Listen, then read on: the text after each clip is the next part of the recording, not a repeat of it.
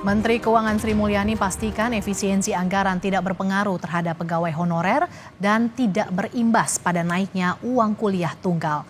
Hal ini sesuai instruksi Presiden Prabowo bahwa kebijakan efisiensi anggaran sudah berada di jalur yang tepat untuk kepentingan rakyat.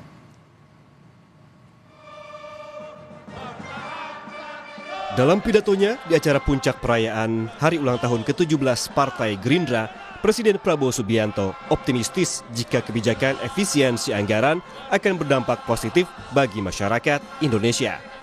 Presiden menegaskan kebijakan efisiensi anggaran saat ini sudah berada di jalur yang tepat untuk kepentingan rakyat. Selain itu, Presiden Prabowo juga mengapresiasi menterinya yang telah bersedia menyesuaikan anggaran untuk kebijakan efisiensi anggaran kementerian sebesar 306 triliun rupiah. Benar, kita akan bangkit dan kita ternyata negara yang kaya. Negara yang kaya. Terima kasih menteri-menteri saya kerjasama. Kita telah menghemat uang cukup besar.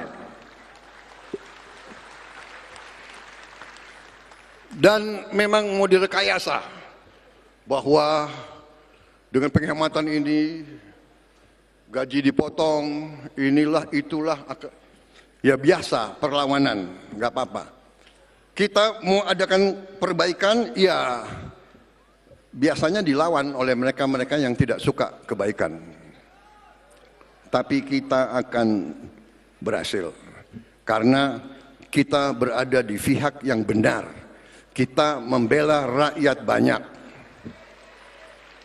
Rakyat mengerti.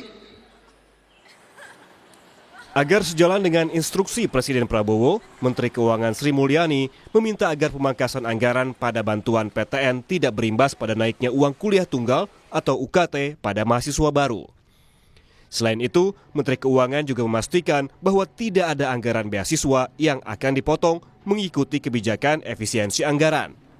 Dirinya pun menegaskan pemerintah akan melakukan penelitian secara detail terkait anggaran operasional perguruan tinggi agar tak berdampak pada pelayanan masyarakat. Mengenai atau terkait bantuan operasional pendidikan ke perguruan tinggi. Karena kriteria efisiensi kementerian lembaga yang kita lakukan menyangkut kriteria-kriteria aktivitas yaitu perjalanan dinas, seminar, ATK, peringatan dan perayaan serta kegiatan seremonial lainnya, maka perguruan tinggi akan terdampak pada item belanja tersebut.